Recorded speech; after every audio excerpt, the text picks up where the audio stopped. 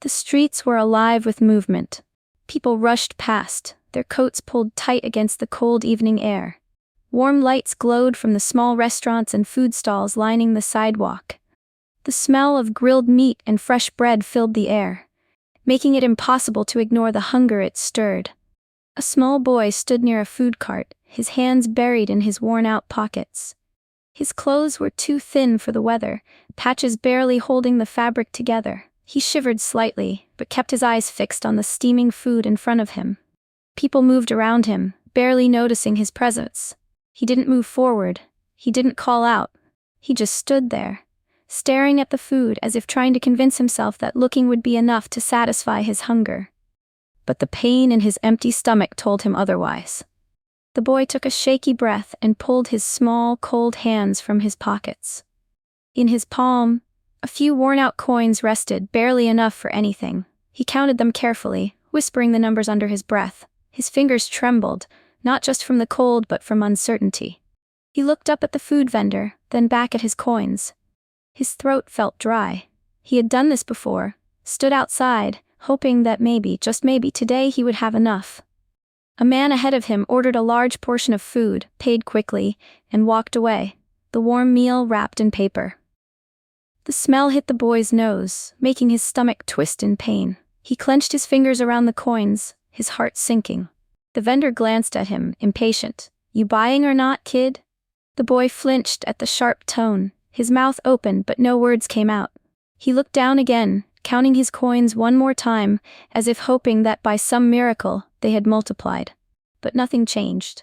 A group of kids ran past him, laughing, holding snacks in their hands. One of them, about his age, tore into a sandwich, the sound of fresh bread crunching. The boy's stomach growled loudly. Ashamed, he took a step back. The vendor sighed and turned his attention to the next customer. The boy lowered his head and shoved his coins back into his pocket. His shoulders slumped. It wasn't enough. It was never enough. With one last look at the food cart, he turned away. His stomach ached, his body felt weak, but he had no choice. He started walking, not knowing where to go, only knowing that he couldn't stay there. A sleek black car was parked across the street. Inside, a man in his late 40s sat behind the wheel, watching the scene unfold. He had just finished a long day, another successful business deal, another step toward an even bigger fortune. His expensive suit was perfectly tailored, his watch gleamed under the dim streetlights.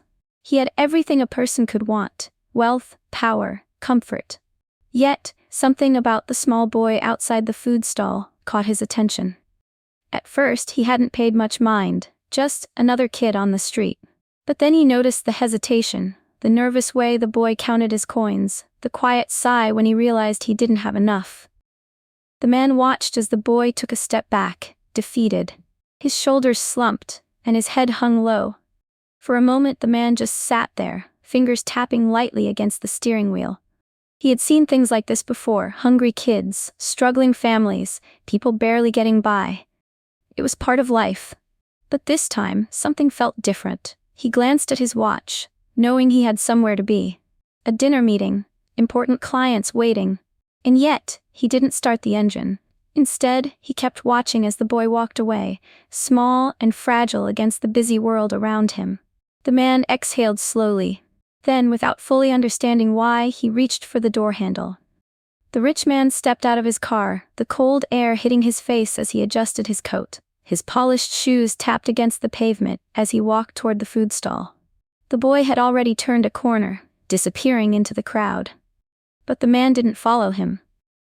Instead, he stopped in front of the vendor. "What did that boy want?" he asked, his deep voice calm but firm. The vendor barely looked up, didn't buy anything, just stood there counting coins, but it wasn't enough. He shrugged. "Happens all the time."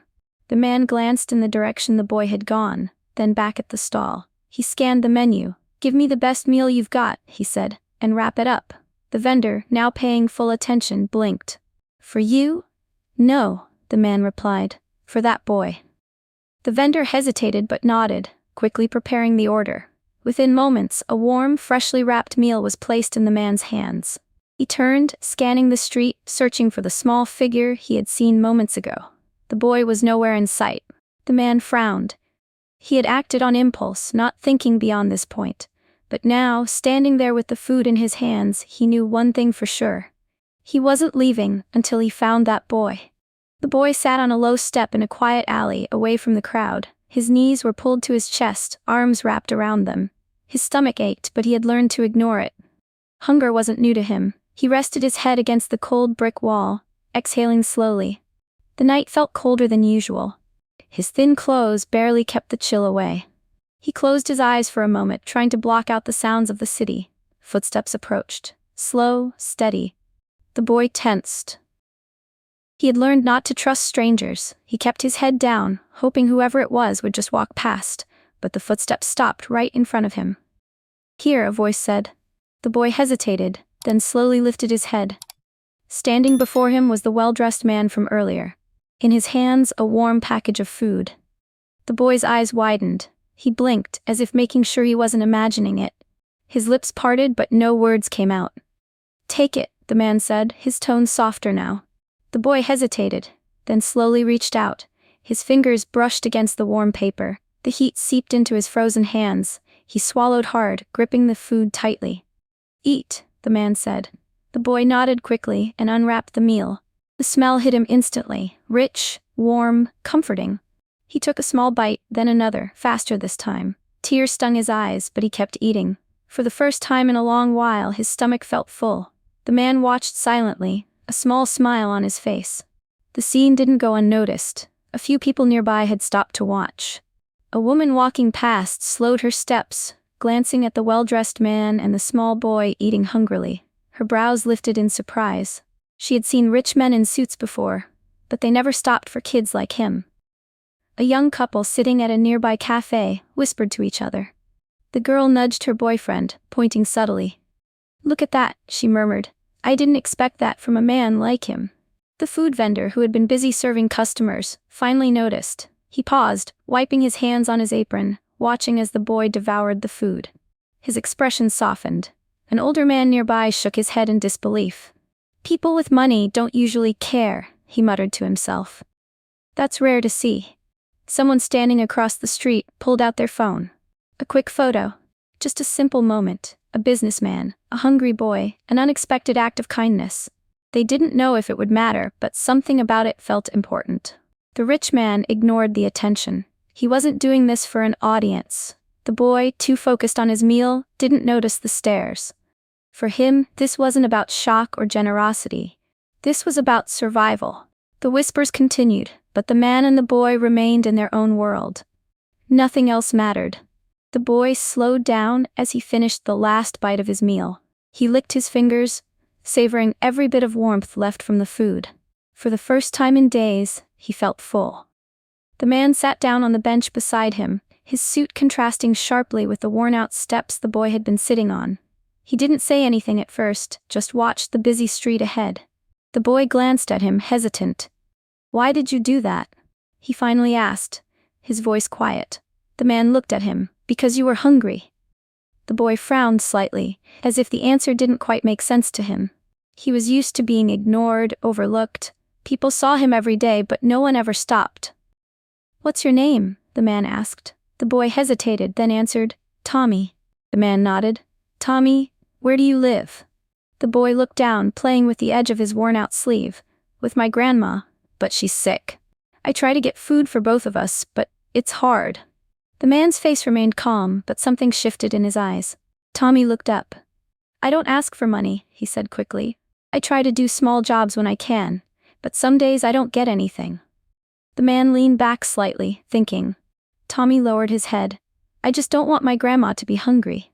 The man exhaled slowly, his fingers tapping lightly on his knee. He had heard many stories in his life, but something about this one felt different. For the first time in years, he felt something unexpected. A sense of responsibility. The man studied Tommy for a moment. The boy's eyes held something rare, determination. He wasn't begging, he wasn't asking for pity. He just wanted to survive. The man reached into his pocket and pulled out his wallet. But as he gripped it, he paused. Money wouldn't fix this. A meal lasted a few hours, maybe a day. After that, Tommy would be back in the same struggle. He put the wallet back. Instead, he asked, "Would you like to work?" Tommy blinked, confused. Work? The man nodded. I own restaurants, a lot of them. We always need extra hands. Tommy straightened up slightly. You mean, like a real job? A small one, the man said. You'd start by helping out, cleaning tables, running small errands, something simple. Tommy hesitated. But I don't know how to do any of that. The man shrugged. Then you'll learn. For a long moment, Tommy just stared. He had never been given an opportunity like this before. Would I get paid? He asked cautiously. The man nodded. Enough to help you and your grandma. Tommy's fingers tightened around his empty food wrapper. He wanted to say yes, but something inside him whispered it was too good to be true. Why are you helping me? He finally asked. The man smiled slightly. Because someone once helped me. Tommy swallowed hard. Maybe, just maybe, his life was about to change. Tommy's hands trembled slightly as he held onto the empty food wrapper. His mind raced. Was this real? Or just another moment that would slip away like a dream? He looked up at the man, searching his face for any sign of a trick. But the man's expression remained calm, steady. You mean it? Tommy asked quietly. The man nodded. Come by tomorrow. We'll figure things out. Slowly, Tommy's grip on the wrapper loosened. His heart pounded in his chest. He had spent so many days wondering if life would ever change, if things would ever get better. He had expected another night of hunger, another day of struggle. But now, someone was offering him a way out. His fingers curled around the business card the man handed him. The name of a restaurant was printed on it, along with an address. Be there at 8 a.m., the man said. I'll be waiting. Tommy swallowed hard. He had nothing to lose. He nodded slowly. Okay. The man smiled, not a wide, flashy grin, just a small, knowing smile. As he stood up, he looked down at Tommy one last time. Get some rest, kid. Tommy watched as the man walked away, his expensive shoes tapping against the pavement. For the first time in a long while, hope flickered inside Tommy's chest. Maybe, just maybe, this was the start of something new.